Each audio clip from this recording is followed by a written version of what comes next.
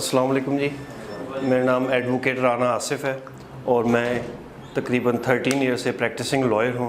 ठीक है, और आपके फैसलाबाद के नेशनली और इंटरनेशनली काफ़ी सारे इंस्टीट्यूट्स में सर्व कर चुका हूँ और कर रहा हूँ। ठीक है, तो मुझे जो आज इन्होंने सब्जेक्ट असाइन किया है वो है introduction to philosophy of law. ठीक है, आपको आज ये टॉपिक करवाने हैं। इसके अंदर सबसे पहले तो सब्जेक्ट का आपको पता होना चाहिए कि introduction to philosophy of law क्या चीज़ है। तो उससे पहले मैं थोड़ा सा बता दूं कि मैंने LLB पंजाब यूनिवर्सिटी से किया है और MPhil इन लॉ जो है वो मेरा GC यूनिवर्सिटी से है। ठीक हो गया। तो अब हमारा जो सब्जेक्ट है वो इंट्रोडक्शन, आप लोग अपने रजिस्टर निकाल लें जी।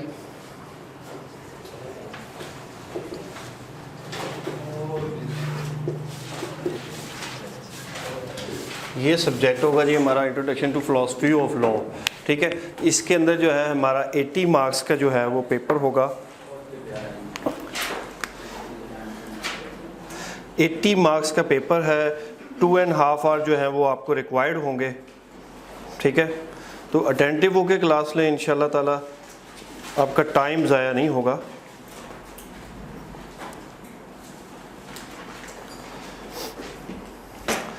अब इसका आपका बहाउद्दीन ज़िक्री यूनिवर्सिटी का पेपर होगा, इसको कहेंगे जी आपका पेपर 5।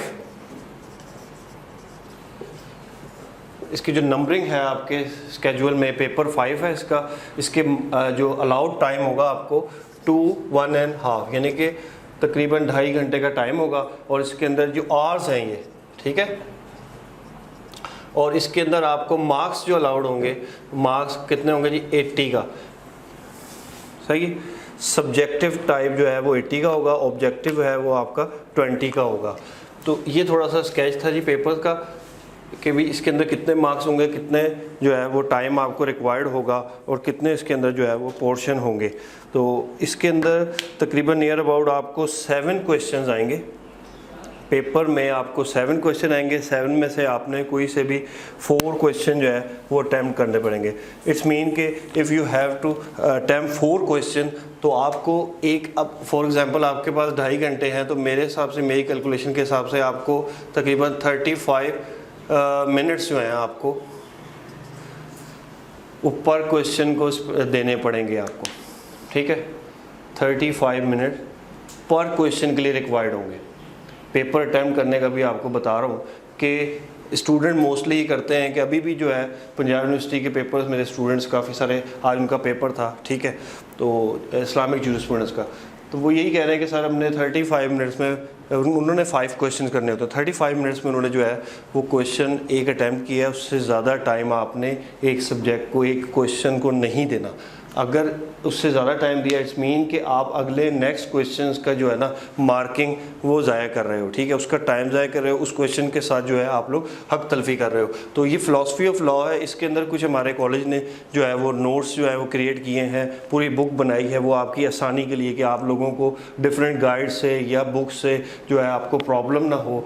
आपको बने बनाए पूरे फुल फ्लैश क्वेश्चन दे दिए गए हैं आपकी जो है नोटबुक, उसके अंदर जो कॉलेज की नोट्स बुक कह रहे हैं ना, ठीक है, उसके अंदर। तो इसमें सबसे पहले जो टॉपिक है वो मैं लिख देता हूँ कि history of rule of law, explain and learn the rule of law. History of rule of law. Question क्या होगा जी? History of rule of law, rule of law, और इसकी जो है आगे क्वेश्चन डीपली आपके डिटेली आपके जो है वो बुक्स में लिखा हुआ है। अब रूल ऑफ लॉ क्या होता है? पहले तो इसके कॉन्सेप्ट को समझना है कि what is meant by rule of law, फिर इसकी हिस्ट्री को देखेंगे कि कहाँ से इसकी डेवलपमेंट हुई। तो अगर उर्दू में सिंपली जो है इसका हम ट्रांसलेशन करना चाहें तो रूल ऑफ लॉ का क्या मतलब हो गया कि कानून की हुक्मरानी, कानून की बालादस्ती। ठीक है, ऑफ लॉ। सबसे पहले आप लॉ क्या तो आपको पता होना चाहिए कि लॉ का क्या मतलब है। Do you know the meaning of law? Law सुनो ना आप लोग, पता होना चाहिए आप लोगों को कि what is meant by law. अब लॉ क्या है? Law is rules plus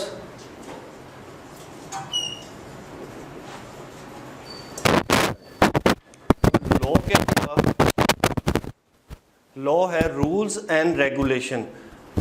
law कहेंगे जी रूल्स एंड रेगुलेशन।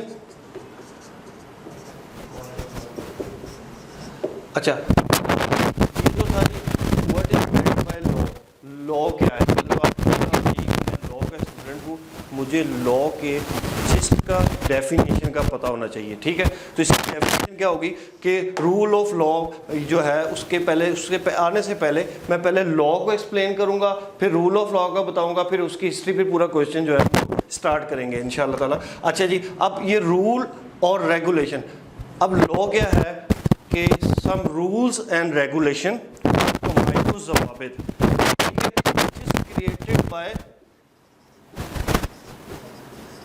लॉ। जो कवायद ज़वाबित जो हैं वो क्रिएट किए जाते हैं लॉ के ज़रिए, या उसके बाद कह लो बाय एन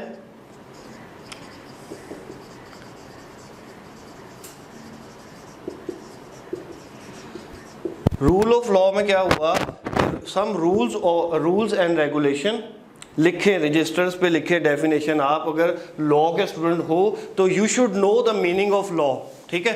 अगर मीनिंग ऑफ लॉ ही नहीं पता तो आपका क्या फ़ायदा डिग्री करने का, ठीक हो गया। आपको पता होना चाहिए कि लॉ क्या है। लॉ क्या है जी, rules and regulation, some rules and regulation. अगर इसको एक डेफिनेशन में बनाना चाहो तो मैं पहले पॉइंट्स लिखवा रहा हूँ कि लॉ के पॉइंट्स क्या हैं। कि पहला तो है कि rules and regulation created by law, ठीक है, बाय एन इंडिपेंडेंट स्टेट्स, और किसके लिए बनाए जाते हैं,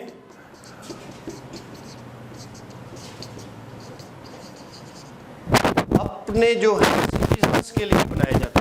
अपने किसी भी एक टेरिटोरियल जुरिडिक्शन में जो एक टेरिटोरियल रखने वाली कोई स्टेट होती है, जिसकी एक टेरिटरी होती है, उसके अंदर जो रहने वाले बासी होते हैं, या उनको क्या कहेंगे जी, सिटीजन्स, ठीक है। हम लोग जो है पाकिस्तान की टेरिटरी में रह रहे हैं तो we are known as the citizens of Pakistan. तो पाकिस्तान के लोगों के लिए, जो उस मुल्क के अंदर रहने वाले लोग हैं उनके लिए, और फॉरेनर्स के लिए या आउटसाइडर के लिए,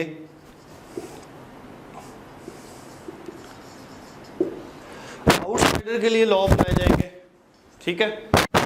फॉरेनर्स के लिए भी और आउटसाइडर्स के लिए भी लॉज बनाए जाएंगे।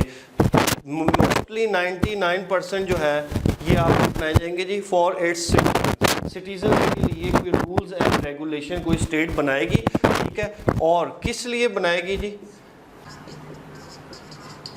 अच्छा वो बनाएंगे जी कि रूल्स एंड रेगुलेशन वो अपने सिटीजन के लिए बनाएगी। सिटीजन्स के बाद क्या करेगी, to regulate the conduct of the human behaviour के, यानी कि इंसानी रवैयों को कंट्रोल करने के लिए, रेगुलेट करने के लिए जो भी कोई कवायद व ज़वाबित बनाए जाएंगे। और उनका मेन मकसद क्या होगा, अच्छा जी, उसका मेन मकसद होगा फॉर एडमिनिस्ट्रेशन ऑफ जस्टिस। अब एडमिनिस्ट्रेशन ऑफ जस्टिस क्या जी, निज़ाम अदल।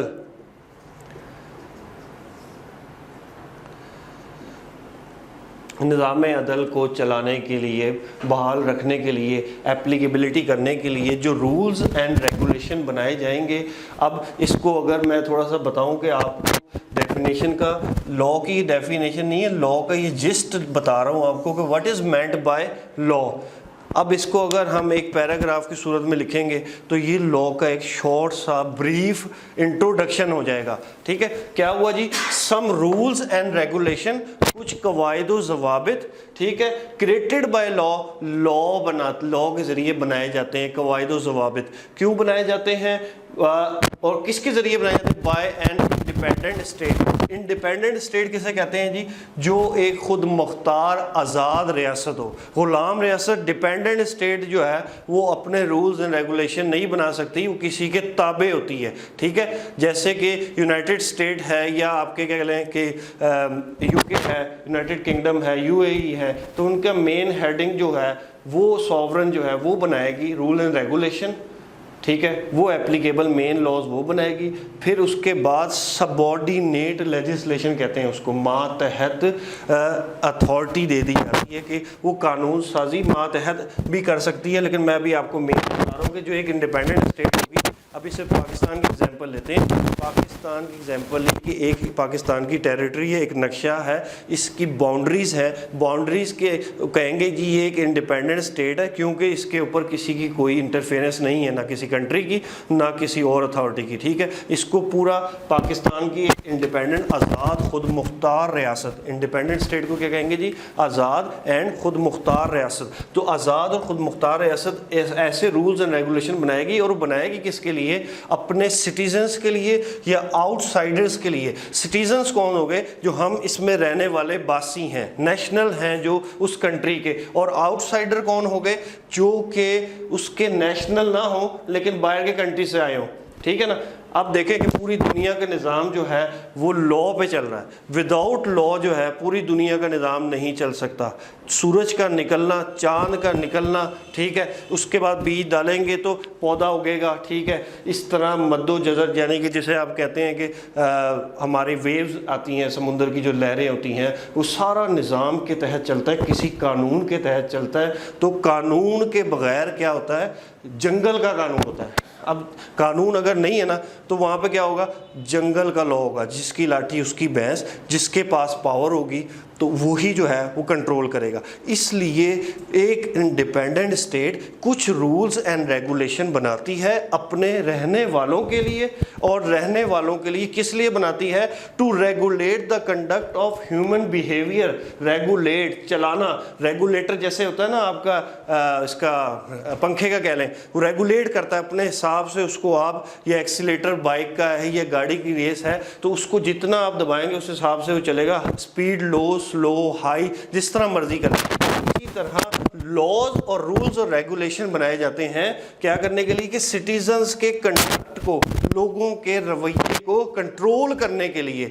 अगर लोगों का रवैया एक स्टेट कंट्रोल ना करे तो फिर जो क्या होगा कि आज लोगों का रवैया अगर एक स्टेट कंट्रोल ना करे कोई रूल एंड रेगुलेशन के ज़रिए, तो फिर वो स्टेट क्या होगी, जंगल का कानून होगा कि जो मर्ज़ी चाहे मर्डर कर दे, जो मर्ज़ी चाहे जो है वो कोई भी लॉ ब्रेकिंग कर दे, वो चोरी कर ले, डकैती कर ले, वो किसी का इन्फ्रिंजमेंट ऑफ राइट कर ले, किसी की हक तलफी कर दे, या कोई भी जो है स्टेट तो होगी लेकिन अगर वहाँ पे लॉ नहीं होगा तो वो फिर एक जंगल ही बन जाएगा। वहाँ पे एक जो ह्यूमन कंडक्ट, मैंने बात बता रहा हूँ बार बार कि रेगुलेट द ह्यूमन कंडक्ट, इंसानी रवैये जो हैं उनको रेगुलेट नहीं किया जा सकेगा क्योंकि वहाँ पे रूल्स एंड रेगुलेशन नहीं होंगे। जब रूल्स एंड रेगुलेशन नहीं होंगे तो लोगों के अंदर सेंस ही नहीं होगी कि ये काम अच्छाई है या बुराई है, करना है या नहीं करना। इसलिए एक इंडिपेंडेंट स्टेट कुछ कवायद व ज़वाबित बनाती है, और किस लिए बनाती है, वो अपने अंदर रहने वाले कंट्री के अंदर, टेरिटरी स्पेशल बाउंड्री के अंदर रहने वाले सिटीजन्स के रवैयों को उनके रेगुलेट करने के लिए, चलाने के लिए, उनके conduct of the human behaviour, लोगों के रवैये को एक सिस्टमाइज तरीके से एक लॉ के तहत चलाने के लिए जो भी रूल्स एंड रेगुलेशन बनाए जाते हैं उसे कहेंगे कि जी वो लॉ है। ठीक है, और कौन बनाती है और किस चीज़ के लिए बनाया जाता है, एडमिनिस्ट्रेशन ऑफ जस्टिस के लिए। एडमिनिस्ट्रेशन लास्ट पॉइंट के लिखा है, फॉर एडमिनिस्ट्रेशन ऑफ जस्टिस, निज़ाम अदल को बरकरार और बहाल और चलाने के लिए, अदल का निज़ाम कायम करने के लिए। ठीक है, अदल का निज़ाम कायम करने के लिए, एडमिनिस्ट्रेशन ऑफ जस्टिस के लिए, क्योंकि मुल्क में हार्मनी होगा, लोग रूल और रेगुलेशन को फॉलो कर रहे होंगे तो उस कंट्री में हार्मनी होगी, अमन होगा, चैन होगा, सुकून होगा। ठीक है, यहाँ तक आप लोगों को पता लग गया। तो क्या लॉ की अब जनरल डेफिनेशन क्या हुई कि कुछ ऐसे कवायद व ज़वाबित जो एक आज़ाद खुद मुख्तार रियासत बनाती है, और किसके लिए बनाती है, अपने सिटीजन्स के लिए बनाती है, शहरियों के लिए या आउटसाइडर के लिए। आउटसाइडर में फॉरेनर्स भी आ सकते हैं कि अगर कोई बाहर का बाशिंदा, विजिटर है, फॉरेनर है, आउटसाइडर कह लो, विजिटर कह लो, ठीक है, फॉरेनर कह लो, या कोई भी ऐसा बंदा वो आके कोई यहाँ पे लॉ ब्रेकिंग करता है तो उसके लिए भी रूल्स एंड रेगुलेशन बनाए गए, उसको भी आज़ाद नहीं छोड़ा गया कि जो मर्जी करे और चला जाए। ठीक है, हाँ, कुछ ऐसे हमारे फॉरेनर्स हैं जो वो कुछ अगर ऐसी एक्टिविटीज़ करते हैं तो उनको हम कुछ नहीं कह सकते। ठीक है, फॉर एग्ज़ाम्पल हमारे एम्बेसडर्स हैं डिप्लोमेटिक इनवॉइस जिसे कहते हैं, एम्बेसडर्स होते हैं दूसरे मुल्कों के आते हैं, तो वो उनको एक एम्बेसी दे दी जाती है, एक टेरिटरी, एक बिल्डिंग दे दी जाती है कि जी ये अमेरिका की एम्बेसी है, ये यूके की एम्बेसी है, ये जो है इटालियन एम्बेसी है, ठीक है। तो अब वो एम्बेसी वाले अपनी एम्बेसी में बैठ के जो मर्ज़ी लीगल या इलीगल एक्ट करें, हम उनको जो है ना वो आंसरेबल नहीं है हमारे कंट्री के सामने, क्योंकि वो हमारे गेस्ट हैं, ठीक है। उनको एक छोटी सी जो बिल्डिंग है ना, वो बिल्डिंग वो समझते हैं कि वो इंडिपेंडेंट स्टेट है। बिल्डिंग को क्या कहेंगे, वो जो एम्बेसी है वो इंडिपेंडेंट स्टेट है, इसलिए उनके ऊपर रूल्स एंड रेगुलेशन जो है वो एप्लीकेबल नहीं होंगे। चाहे वो रॉ के एजेंट हों, वो बैठे हुए हों वहाँ पे, जो मर्ज़ी करें इंडियन उसके एम्बेसी के अंदर, हम लोग उन्हें कुछ नहीं कह सकते, क्योंकि रूल्स एंड रेगुलेशन के तहत वो इंडिपेंडेंट स्टेट बन जाती है जो एम्बेसी होती है। लेकिन हमारा टॉपिक है कि what is meant by law. Law क्या हुआ, बार बार इसलिए रिपीट कर रहा हूँ ताकि ये चीज़ आपको पता लग जाए। लॉ के स्टूडेंट हो, आपसे कोई पूछ ही लेता है कि कानून का मतलब क्या है। कानून का मतलब है जी कोई भी ऐसे कवायद व ज़वाबित जो एक खुद मुख्तार रियासत बनाती है, और किस लिए बनाती है, अपने सिटीजन्स के लिए, और उसका मकसद क्या होता है कि एडमिनिस्ट्रेशन ऑफ जस्टिस के लिए, निज़ाम अदल को बहाल रखने के लिए, और उन रूल्स एंड रेगुलेशन के ज़रिए इंसानी रवैयात को जो है वो कंट्रोल किया जाता है। कंडक्ट ऑफ ह्यूमन जो है वो बिहेवियर को कंडक्ट करने, उनको कंट्रोल करने के लिए, उनको चलाने के लिए। जैसे हम यहाँ बैठे हैं, किसी का दिल चाहेगा जी मैं जाके फायर मार दूँ, मैं जाके आग लगा दूँ, नहीं। ये कंडक्ट जो इंसान का रवैया, रुझान, जो इंसान की थिंकिंग है, उसको कंट्रोल करने के लिए, रेगुलेट करने के लिए कुछ रूल्स एंड रेगुलेशन बनाए जाते हैं। अब जब इन रूल्स एंड रेगुलेशन की वायलेशन होगी या इनकी ब्रेकिंग होगी तो उसे क्राइम कहेंगे, क्राइम होगा, या फिर उसको इन्फ्रिंजमेंट ऑफ राइट्स कहेंगे, हकूक़ की हक तलफी। जब दो काम होंगे, violation of the rules and regulation होगी, और सेकंड थिंग होगी कि कोई भी ब्रेकिंग ऑफ लॉ, इन रूल्स को तोड़ा जाएगा या इन्फ्रिंजमेंट ऑफ राइट्स होंगे, तो उसके बाद क्या बन जाएगा जी, एक कानून की ब्रेकिंग हुई है, लॉ ब्रेकिंग हुई है। जब लॉ ब्रेकिंग होगी तो फिर स्टेट जो है वो एक्टिव हो जाएगी, इंडिपेंडेंट स्टेट क्या हो जाएगी, एक्टिव हो जाएगी। क्यों एक्टिव होगी कि उसने उस लॉ ब्रेकिंग को उस रोकना है, ताकि human conduct, regulate the human conduct, लोगों के रवैये को रेगुलेट किया जा सके, क्योंकि निज़ाम अदल भी तो उसने बहाल रखना है माशरे में। इसलिए निज़ाम अदल को बहाल रखने के लिए वो एक्टिवेट होगी, फिर वो अपनी फ़िज़िकल फ़ोर्स के ज़रिए। फ़िज़िकल फ़ोर्स स्टेट की क्या होती है, फ़िज़िकल फ़ोर्स होती है जनाब आपकी आर्मी, कोई भी हमारी जो है आर्म फोर्सेस, कोई भी होगी, पुलिस हो गई, एजेंसीज हो गई, आर्मी हो गई, तो ये इनको यूज़ करके वो लॉ, रूल्स एंड रेगुलेशन को जो है वो एप्लीकेबल करवाया जाता है। ठीक है, अब थोड़ा सा आपको कॉन्सेप्ट समझ में आया होगा कि what is meant by law. अब पता लगा लॉ क्या था, इसको नहीं भूलना। जब इसकी ब्रेकिंग होगी तो उसे कहेंगे जी क्रिमिनल एक्ट हुआ है, और उसके लिए फिर कानून और स्टेट जो है वो हरकत में आएगी, और जो भी रॉन्ग डूअर है या कोई भी लॉ ब्रेकर है उसके ऊपर जो है वो अपने रूल्स एंड रेगुलेशन के हिसाब से उसे पनिश करेगी या उसे फ़ाइन करेगी। ठीक है, ये पनिशमेंट और फाइन, ये बताऊंगा क्या डिफरेंस होता है इसके अंदर। पनिशमेंट क्या है कि उसको सज़ा देगी, डेथ की सज़ा दे देगी, इम्प्रिजमेंट की सज़ा दे देगी, लाइफ इम्प्रिजमेंट की सज़ा दे देगी, ठीक है, या उसको जो है डिफरेंट किस्म की पनिशमेंट्स हैं वो देगी, और या उसको फ़ाइन भी करेगी, या सिर्फ फ़ाइन ही करेगी, पेनल्टी डालेगी। पेनल्टी किस सूरत में डालेगी कि उसने कोई ऐसा हीनियस ऑफेंस ना किया गया हो, सिर्फ इन्फ्रिजमेंट ऑफ राइट हो, लोगों के हकूक़ को छीना हो। ठीक है, जैसे कि रोड पे से गुजरना सबका हक है, तो उसने बीच में कोई फटा लगा के, बेंच लगा के या कोई ऐसी चीज़ खड़ी कर दी, तो वो लोगों के हकूक़ की हक तलफ़ी कर रहा है। तो जो ऐसा काम करेगा उसे कहेंगे जी इसने इन्फ्रिंजमेंट ऑफ पब्लिक राइट किया है, तो उसको पेनल्टी डलेगी। ठीक है, और कोई अगर किसी गवर्नमेंट ऑफिशियल्स को काम करने से रोकेगा तो वो फिर क्राइम में आ जाएगा। पाकिस्तान पीनल कोड 1860 का उसके ऊपर इम्प्लीमेंटेशन होगी, इम्प्रिजमेंट भी हो सकती है, उससे फ़ाइन भी हो सकता है, दोनों इकट्ठी भी हो सकती हैं। ठीक हो गया। तो इस तरह जो है अब आपको मैंने थोड़ा सा एक ब्रीफ बट ये कंप्रीहेंसिव जो है ना इंट्रोडक्शन दिया कि what is meant by law. यहाँ तक समझ लगी। अब कोई आपसे पूछे कि do you know what is law, तो आप लोग विदाउट एनी फेयर कुछ ना कुछ तो बता सकते हो ना उसको, ठीक है। इवन कि हमें तो यहाँ पे LLB का मतलब नहीं पता होता, पढ़ने आ गए जी LLB, तो मतलब पता किसी को LLB का? अच्छा जी, लॉ जो है LLB का मतलब होता है, मोस्टली लोग कहते हैं जी, अब इसके अंदर 2-3 फिलोसफर्स की जो है इसके बारे में ये एब्रीवेशन उन्होंने बनाई हुई है, लेकिन हम लोग मोस्टली जो है वो कहते हैं जी कि ये है हमारा बैचलर ऑफ लॉ, ठीक है। ये आप सबको पता होगा कि हम बैचलर ऑफ लॉ कर रहे हैं, ठीक है। लेकिन LLB का मतलब होता है लीगल लेजिटम बैचलर, ये लैटिन वर्ड है, लीगल लेजिटम बैचलर। वो टॉपिक नहीं है वैसे, जस्ट मैं बता रहा हूँ आपको पता होना चाहिए लॉ के स्टूडेंट हो।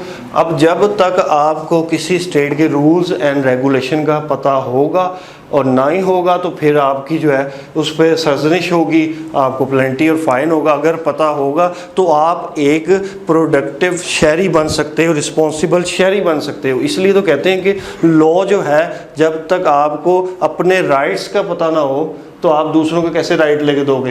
तो राइट्स का पता हो और रूल्स का पता हो, रेगुलेशंस का पता हो कि यार मैंने जो है ट्रैफिक सिग्नल नहीं तोड़ना।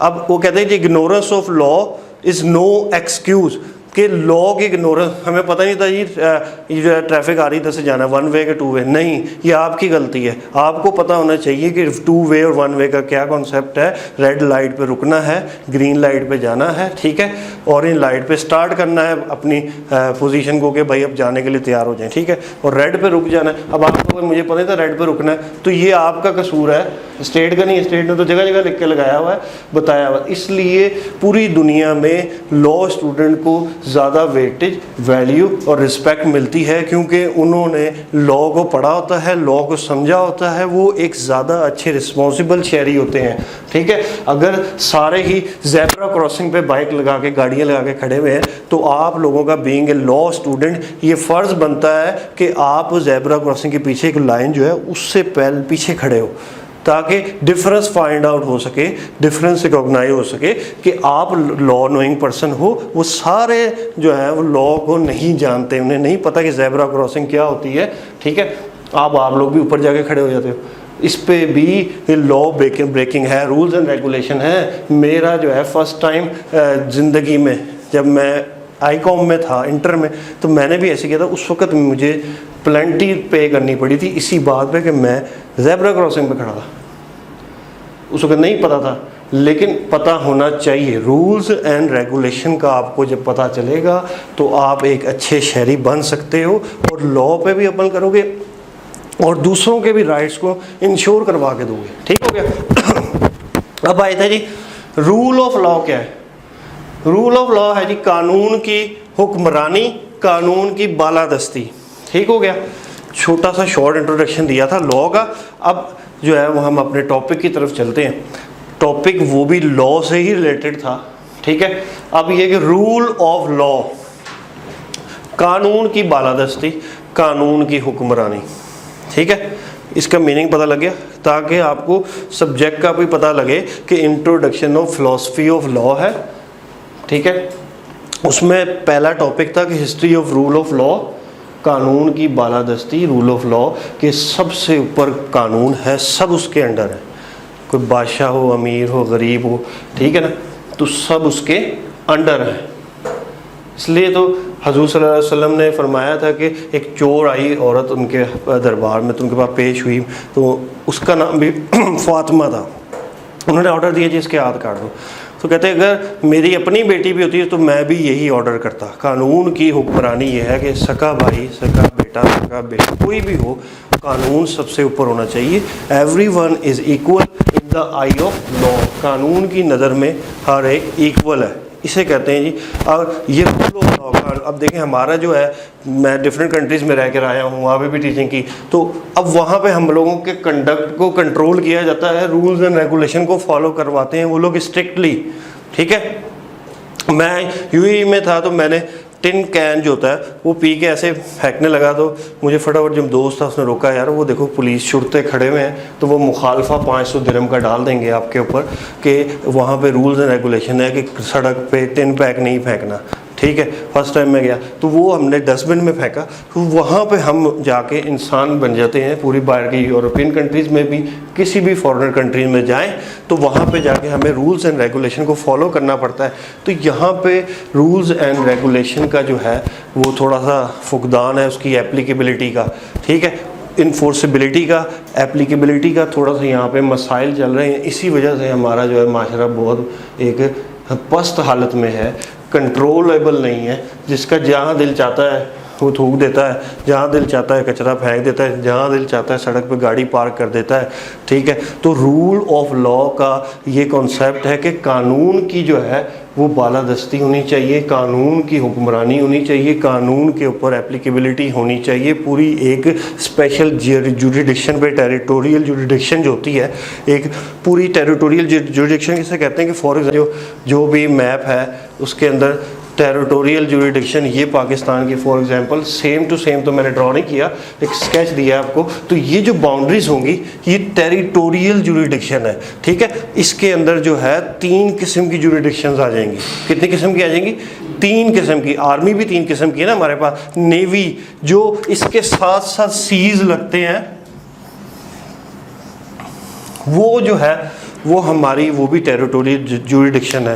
बेशक वो हमारे बाउंड्री से बाहर है लेकिन वो भी पाकिस्तानी की जुरिडिक्शन में कुछ हमारा सी एरिया आता है, उसको हमारी नेवी जो है वो प्रोटेक्ट करती है। उसके बाद ये जो बाउंड्रीज हैं इन बाउंड्रीज को आर्मी जो है वो प्रोटेक्ट कर रही है, ठीक है। आर्मी विल प्रोटेक्ट दीज, जो ज़मीनी आर्मी है ना, ज़मीनी फ़ौज। और जो इसके ऊपर, इन दोनों के ऊपर ये भी और ये भी एयर है, हवा है, तो उसको एयर फोर्स जो है वो प्रोटेक्ट करी। फ़ज़ाई हदूद में दाखिल हो जाना, कहते हैं ना कि फ़लाने जो इंडिया के तैयारे थे जी हमारी फ़ज़ाई हदूद में दाखिल हो गए, आपको पता ही होगा। तो उसके अंदर क्या है जी कि वो हमारी टेरिटोरियल जुरिडिक्शन है। अब 3 जगह गवर्नमेंट ने अपनी रिट कायम की हुई है, तीनों जगह पे अपना रूल ऑफ लॉ जो है वो निज़ाम अदल को बरकरार रखने के लिए कानून की बालादस्ती को उन्होंने जो है एप्लीकेबल कराया हुआ है थ्रू इट्स फिज़िकल फोर्स। अपने जो है कितनी फिज़िकल फोर्स है। फिज़िकल फोर्स स्टेट की क्या होगी अभी बताया था मैंने, आर्म फोर्सेस होंगे, ठीक है। उसके बाद आर्म फोर्सेस में कोई एजेंसीज़ हैं हमारी, आर्म फोर्सेस हैं, पुलिस है, आर्मी है, ये सारे जो है हमारी फिज़िकल फोर्स है। तो अब history of rule of law जो है उसके अंदर जो है फेमस सेइंग, अब इसके अंदर थोड़ा सा चाह रहा था कि आपको पॉइंट्स में करवाऊँ, ठीक है। तो अब नोट्स तो आई थिंक सबके पास होंगे।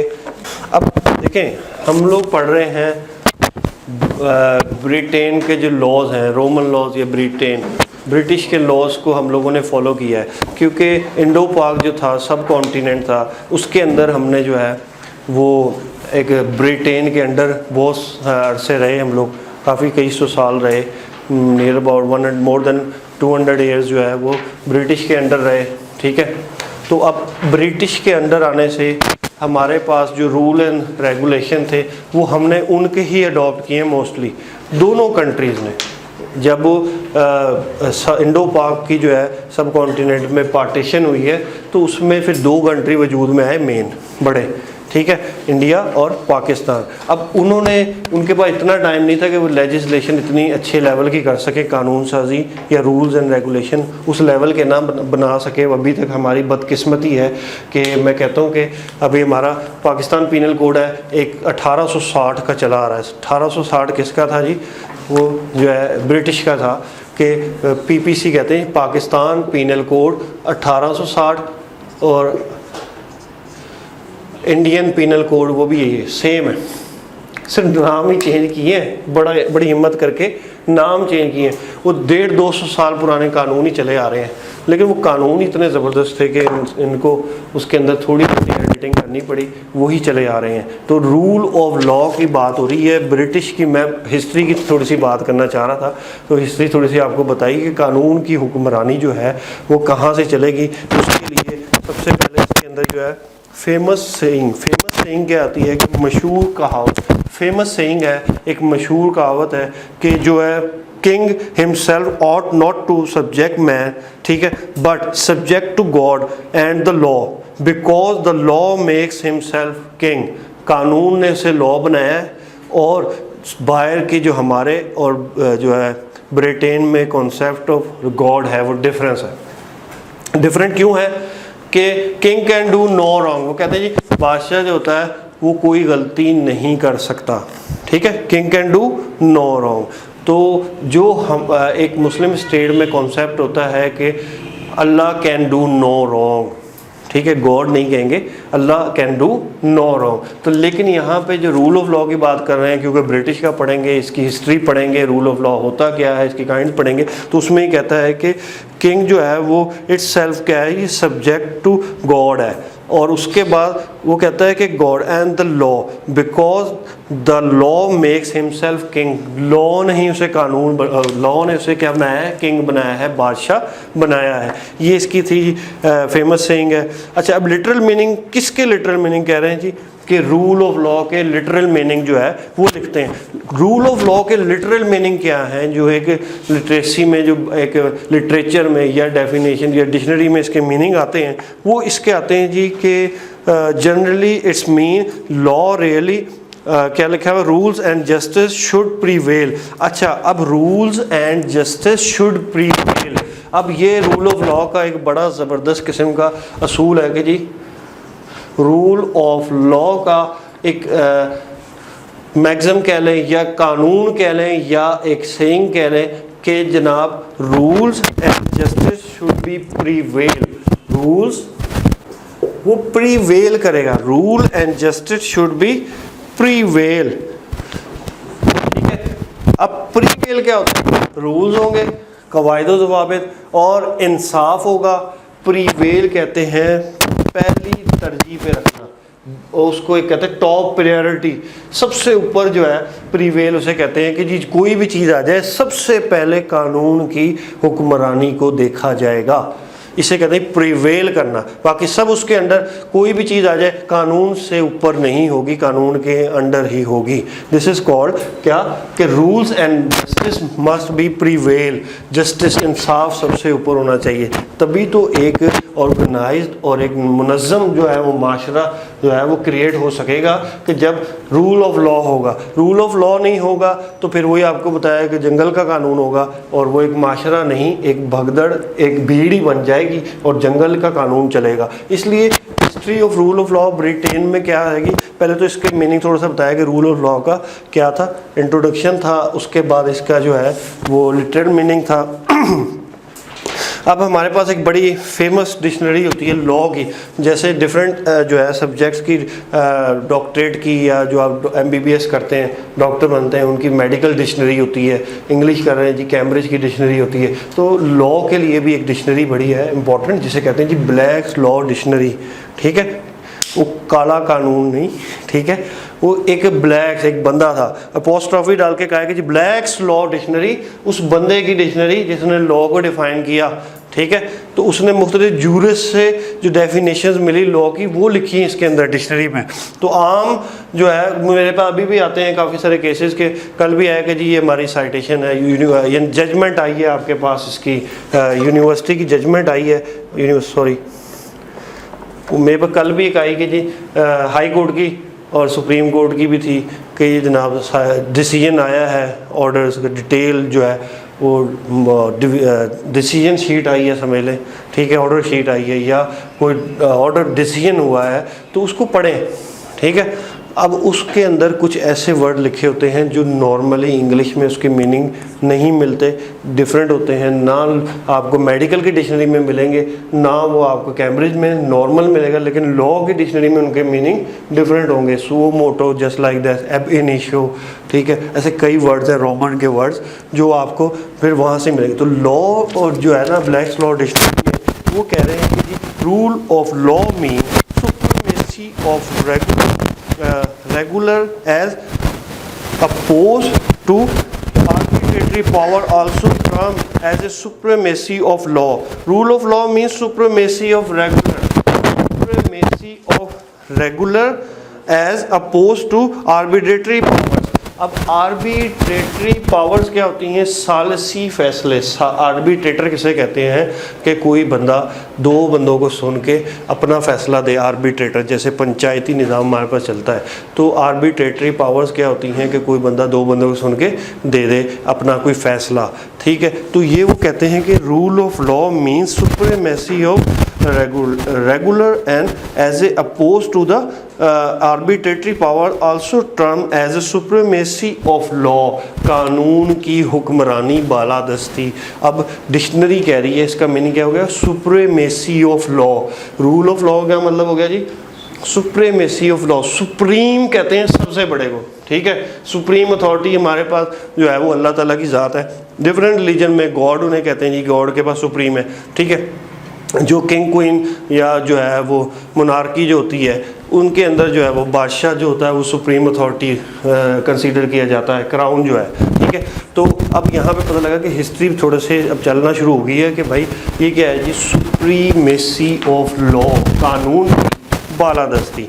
अच्छा जी, अब इसके अंदर सबसे क्रॉस रेफरेंसेस होते हैं रूल ऑफ लॉ को समझने के लिए कि भाई कहाँ कहाँ इसका जिक्र आया है, किस किस जगह पे आया है रूल ऑफ लॉ का जिक्र।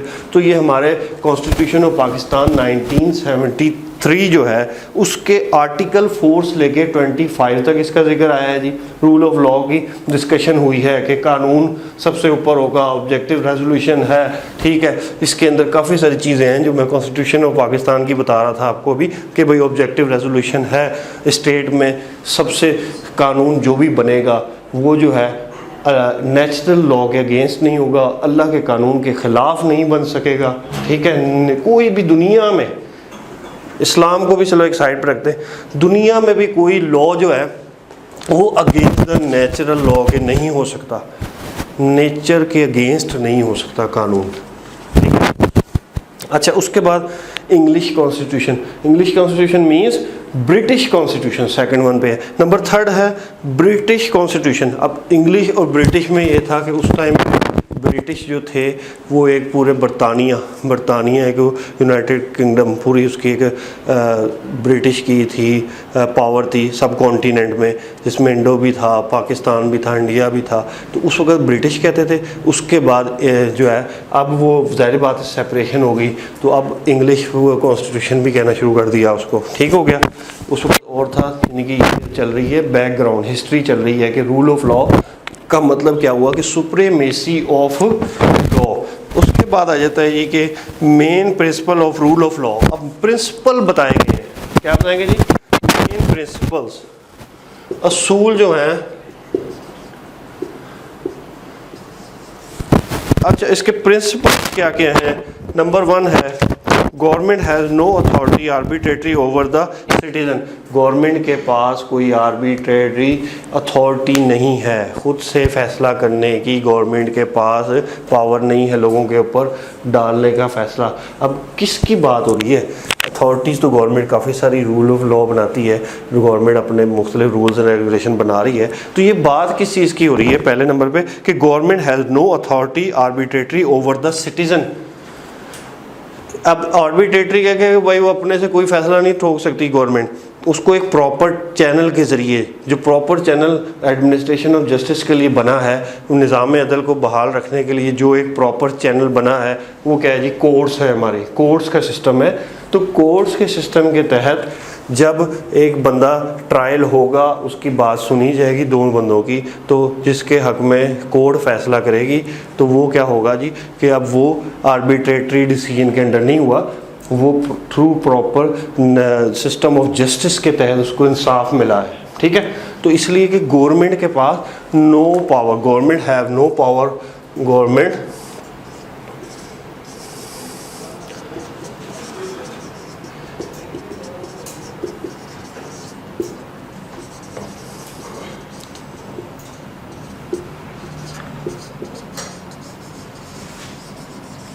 पीपल के ऊपर गवर्नमेंट जो है ना अथॉरिटी नहीं है। नंबर नेक्स्ट इज, उसके बाद आ जाता है जी all are equal in the eye of law. ये भी एक प्रिंसिपल है सुप्रीमेसी रूल ऑफ लॉ का। क्या है? All are equal in the eye of law, all are equal in the eye of law. हर कोई बराबर है कानून की नज़र में, ठीक है, हर इंसान बराबर है, चाहे कोई मिनिस्टर हो, चाहे एक सब्ज़ी फरोश हो, चाहे कोई भी इंसान किसी भी सेक्ट से रिलेटेड हो, सेक्ट मींस किसी भी ख़ास फ़िरके से रिलेटेड हो, सब बराबर हैं इन द आई ऑफ लॉ, ना गोरा ना काला, ठीक है, ना क्रिश्चियन ना मुस्लिम ना Hindu, each and every citizen of that territory, किसी भी टेरिटरी के जो सिटीज़न हैं दोज आर क्या equal in the eye of law, कि सबके हकूक़ बराबर हैं, ठीक है। और देखो बाहर के कंट्रीज़ में जो है वो सारे लड़की भी, औरत भी, बुढ़ा भी, बच्चा भी, सारे लाइन में लगे हुए टिकट लेने के लिए, वो कहते हैं सब बराबर है, ठीक है। इस्लाम ने कॉन्सेप्ट दिया कि इज़्ज़त का, रिस्पेक्ट का, कि पहले कहते जी लेडीज़ फर्स्ट, औरतें जो हैं वो पहले टिकट, उनकी एक अलग ही काउंटर होता है, बुज़ुर्गों का भी आजकल, बच्चों का या औरतों का एक अलग है, ठीक है। तो हम लोग तो एक रिस्पेक्ट के ज़रिए दे रहे होते हैं, लेकिन वैसे लॉ में अगर देखा जाए तो सब बराबर है। अगर उसको भी टिकट लेने का हक़ है तो औरत को भी उतना ही हक़ है, सब अपनी बारी से आए, ठीक है। लेकिन अब काउंटर बना दिए जाते हैं कि क्योंकि वो कहते हैं जी ज़्यादा रिस्पेक्ट इस्लाम ने औरतों को भी दी है, इसलिए रिस्पेक्ट का एलिमेंट आ गया। वैसे all are equal in the eye of law का मतलब ये भी है कि चाहे कोई मिनिस्टर है, प्राइम मिनिस्टर है, प्रेसिडेंट है, सेनेटर है, MP है, MNA है, या कोई भी ब्यूरोक्रेट्स है, कोई भी जो है आर्म फोर्सेस का ऑफिसर है, उन सब के जो है उनको देखा जाएगा कि वो कानून की नज़र में बराबर हैं, उनके ऊपर भी केस चलेगा if they commit any criminal activities और breach of rules and regulation को वो ब्रीच करेंगे। कई लोगों को हुआ नहीं है, फांसियाँ हुई हैं 109 के तहत जो है अबेटमेंट जो है वो जुल्फ़िकार अली भुट्टो साहब को फांसी हुई क्योंकि उन्होंने, उनके ऊपर इल्ज़ाम था कि जी उन्होंने मुल्क के ख़िलाफ़ जो है तरगीब की लोगों को मुल्क तोड़ने के लिए, ठीक है, उस साजिश की उन्होंने। तो इस तरह यानी कि सब बराबर हैं, बेशक कोई प्रेसिडेंट हो, प्राइम मिनिस्टर हो, कोई भी हो, ठीक है। अटेंटिव होकर सुन ले भाई। और तीसरा है सिटीज़न जो है वो क्या है, personal freedom in is protected by the ordinary law. जो इंसानों की, अब हमारे जो आर्टिकल है अपना 8 से लेके 28 तक, ठीक है, कॉन्स्टिट्यूशन ऑफ पाकिस्तान 1973 का आर्टिकल जो है 8 से 28 तक फंडामेंटल राइट्स को बयान करता है। तो ये फंडामेंटल बुनियादी हकूक़, ह्यूमन राइट्स जो है ना, वो हर कॉन्स्टिट्यूशन में दुनिया के ह्यूमन राइट्स, हर आइन जो है वो अपने अवाम के लिए देता है। तो वो कहता है कि इसके अंदर लिखा हुआ जी कि citizen personal freedom is protected by the ordinary law. Citizens की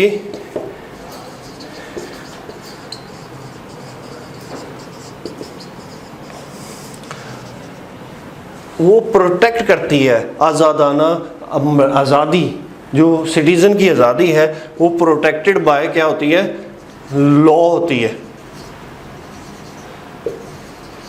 लॉ जो है उसको प्रोटेक्शन देता है कि आज़ादी है, जहाँ मर्जी जाओ आओ घूमो फिरो, जैसे खाना खाने का हक, घूमने का हक, बोलने का हक, कम्युनिकेशन का हक, एजुकेशन लेने का हक, ठीक है। डिफरेंट 8 से लेके 28 तक आर्टिकल मैं बता रहा हूँ। कॉन्स्टिट्यूशन ऑफ पाकिस्तान 1973 जो 3rd कॉन्स्टिट्यूशन है पाकिस्तान का अब जो चल रहा है, उसमें जो है सिटीजन्स की पर्सनल फ्रीडम को प्रोटेक्शन दी गई है। मूवमेंट, राइट ऑफ मूवमेंट जो है उसे कहते हैं, ये हमारा 8 से 28 तक में एक राइट ऑफ मूवमेंट है। फंडामेंटल राइट्स की बात कर रहा हूँ, इसके अंदर फंडामेंटल बुनियादी हकूक़ है। तो राइट ऑफ मूवमेंट जो है वो उसके अंदर बताया गया है। तो कहता है कि कॉमन लॉ जो है या मुल्क का जो आम ऑर्डिनरी कानून है वो इसको जो है प्रोटेक्ट करेगा किसी भी सिटीजन्स की जो है पर्सनल फ्रीडम को, आज़ादी को। कैद करके कोई किसी को बेजार नहीं रख सकता सिवाय के लॉफुल जस्टिफिकेशन हो। कोई चोर हो उसे कैद कर सकता है, आम सिटीज़न भी, या कोई क्रिमिनल हो उसे आप आम सिटीज़न भी जो है कैप्चर कर सकता है। और क्योंकि उसको लॉ इजाज़त दे रहा है कि आपने प्राइवेट डिफेंस के तहत उसको जो है प्रोटेक्ट करना है, दूसरों अपने आप को प्रोटेक्ट करना है उससे, ठीक है, या दूसरों की प्रॉपर्टी को या अपनी प्रॉपर्टी को प्रोटेक्ट करना है। तो पर्सनल फ्रीडम वहाँ पे तो हम उस बंदे को पुलिस भी पकड़ सकती है, आर्मी भी पकड़ सकती है, लॉ इन्फोर्समेंट जो है एजेंसीज जो है, लॉ इन्फोर्समेंट एजेंसीज वो पकड़ सकती हैं। तो ये पर्सनल फ्रीडम जो है ना लोगों शहरियों की, वो सिर्फ उस सूरत में ख़त्म होगी क्योंकि अगर उन्होंने कोई क्राइम किया होगा, कोई ऐसा एक्ट करके भागे होंगे, तो उनको पर्सनल फ्रीडम वहाँ पे उनकी नहीं होगी, उनको कन्फाइनमेंट किया जा सकता है। जैसे कहते हैं कि जी उनको रेस्ट्रेन करके रख लिया जाए, रोक लिया जाए, अरेस्ट कर लिया जाए, डिटेंशन कर दी जाए उनकी, उनको गिरफ्तार कर लिया जाए, उसमें पर्सनल फ्रीडम एप्लीकेबल नहीं होगी।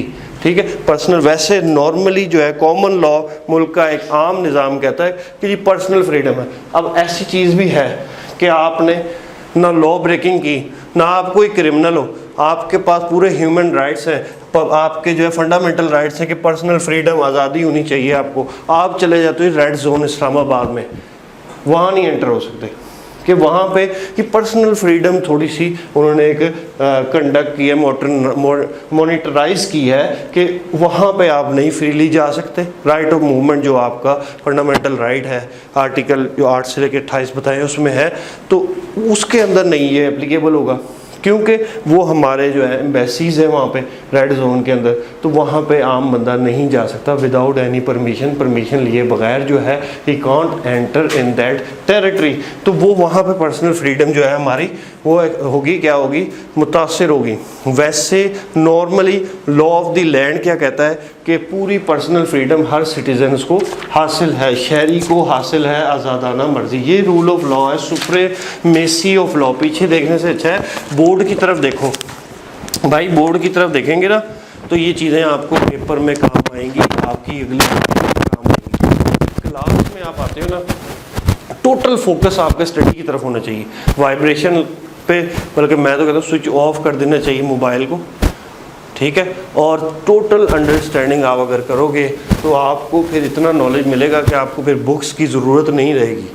जब आपके प्रेजेंस यहाँ पे होगी फिजिकल, और मेंटल प्रेजेंस जो है वो दुनिया के दूसरे कोने में घूम फिर रही होगी, मोबाइल यूज़ कर रही होगी इधर उधर, तो फिर आपको जो है अल्लाह ही मारेगा डिग्री कैसे कंप्लीट होगी। डिग्री कंप्लीट कर भी ली तो सॉरी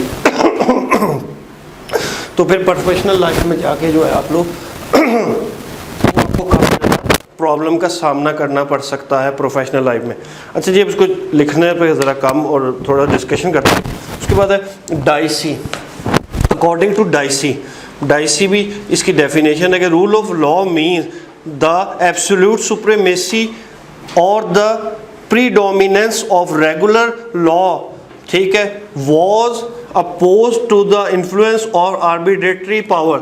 आर्बिट्रेटरी पावर के अलावा उस पर इन्फ्लुएंस हो रहा है, असर हो रहा है। डाइसी भी एक था आपका स्कॉलर था, फिलोसफर था लॉ का, उसकी डेफिनेशन को बड़ी इंपॉर्टेंस दी जाती है लॉ में। तो उसने कहा है कि सुप्रीमेसी ऑफ लॉ ही होगा, इन्फ्लुएंस डालती है, किसके ऊपर इन्फ्लुएंस डालती है, ये डालती है, असर डालती है आर्बिट्रेटरी पावर के ऊपर, सुप्रीमेसी ऑफ पावर। उसके बाद आता है अकॉर्डिंग टू वेव डेफिनेशंस, तो आप लोगों ने देख लेनी है। अच्छा जी, इन मॉडर्न वर्ड में अब आती है रूल ऑफ लॉ की बात। In modern word this is called doctrine as rule of law. Vibration पे लगाने का मकसद ये था कि आप लोगों को थोड़ा सा एक्टिव किया जाए, पूरी क्लास डिस्टर्ब हो जाती है। अच्छा, different aspect of rule of law, individual law rights must not be infringe. अब ऑस्पेक्ट्स मुख्तलिफ पहलू, different aspect rule of law, aspects हैं रूल ऑफ लॉ के, कानून की हुक्मरानी बालादस्ती के डिफरेंट ऑस्पेक्ट्स हैं, पहलू हैं। वो ऑस्पेक्ट्स क्या हैं? ऑस्पेक्ट्स क्या है? Number 1 is individuals rights must not be infringe. Infringe का मैंने पहले भी बताया था, इन्फ्रिंज होता है किसी की हक तलफी कर लेना, हकूक को छीन लेना। ठीक है, आपका हक है रोशनी का, लाइट का, गुजरने का। रोड पे कोई बाइक खड़ी कर दे, आपके दरवाजे के आगे ही खड़ी कर दे, तो आपके उसने इन्फ्रिंजमेंट ऑफ राइट की है, आपके गुजरने के हक को रोका है। फुटपाथ जो है वो सारी पब्लिक का राइट है उसके ऊपर से गुजरने का। वहाँ पे कोई ठेले वगैरह लगा ले, रेडी लगा ले, तो वो भी क्या है, उसने आपकी राइट ऑफ मूवमेंट को जो है वो इन्फ्रिंज किया है, पब्लिक राइट को इन्फ्रिंज किया है। तो इसलिए कहते हैं इन्फ्रिंजमेंट होता है छीनना। आफ्टर दैट है जी आपका can must be supreme not the arbitrary. ये जो है ना बड़ा इंपॉर्टेंट पॉइंट है, रूल ऑफ लॉ सुप्रीम होनी चाहिए, आर्बिट्रेटरी होनी चाहिए। हालांकि आर्बिट्रेशन एक्ट भी बना है, आर्बिट्रेटरी कोर्ट्स भी बनी हैं जिनमें जो है वो किसी वकील लॉयर की ज़रूरत नहीं होती, वो दोनों पार्टीज़ को जज खुद ही सुन के खुद ही उनके दरमियान जो है वो फैसला करवा देता होता है, तो वो भी बनी है। लेकिन वैसे commonly generally rule of law क्या बनेगा? रूल ऑफ लॉ कानून की हुक्मरानी। कानून की हुक्मरानी में बेसिक पॉइंट है कि जी ये सुप्रीम होनी चाहिए, कानून जो है वो सुप्रीम होना चाहिए, रूल ऑफ लॉ सुप्रीम होना चाहिए। Next is offender must be punish under the law. अब जो लॉ ब्रेकिंग है, अटेंटिव होके पढ़े भाई। अब लॉ ब्रेकिंग मैंने अब दो चीज़ें बताई थी मैंने आपको रूल ऑफ लॉ के लिए। लॉ में दो चीज़ें बताई थी मैंने, पहले डेफिनेशन लिखी थी rules and regulation. Rule and regulation की वायलेशन होगी तो वो क्राइम है, और अगर किसी के हकूक़ की हक तलफी होगी, हकूक़ छीने जाएंगे, इन्फ्रिजमेंट कहते हैं उसे, हकूक़ अगर किसी के छीने जाएंगे तो वो क्या होगा जी? इन्फ्रिजमेंट ऑफ राइट्स होंगे। तो कहता है offender must be punish under the law. If offender कौन है? जो के वायलेशन ऑफ लॉ करता है, कोई क्रिमिनल एक्ट करता है, किसी रूल्स एंड रेगुलेशन की वायलेशन करता है और वो क्रिमिनल एक्ट जो है वो उससे परफॉर्म हो जाता है, तो offender must be punished under the law. Offender जो है जुर्म करने वाला, डकैत, डाकू, रॉबर, ठीक है, कोई भी थीव या मर्डरर, ठीक है, वो ऑफेंडर उसको कहेंगे जिसने ऐसा कोई क्रिमिनल एक्ट किया है, जिसने रूल एंड रेगुलेशन को ब्रेक किया है, तो वो क्या होगा? ऑफेंडर बन जाएगा, ठीक है, मुजरिम बन जाएगा, ठीक है, ऑफेंडर उसे कहेंगे। फिर उसको according to law of the land वो पनिश किया जाएगा, इम्प्रिजमेंट दी जाएगी, चाहे उसको जो है फाइन किया जाए।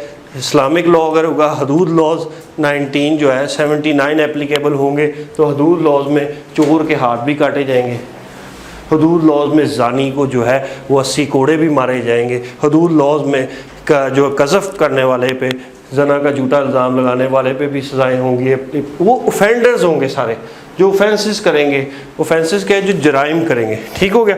उसके बाद आता है all are object to law.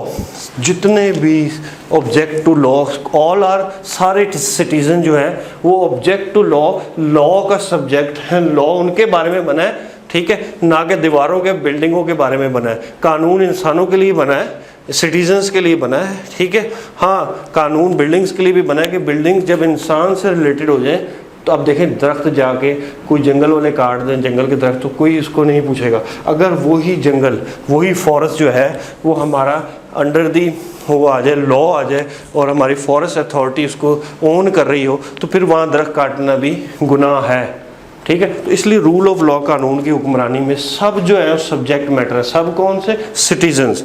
उसके बाद आता है government must under the law. Government भी जो है वो लॉ के अंडर होगी, लॉ से अबव नहीं होगी। गवर्नमेंट खुद कोई पॉलिसी ऐसी नहीं बनाएगी जो लॉ से अबव हो, ठीक है।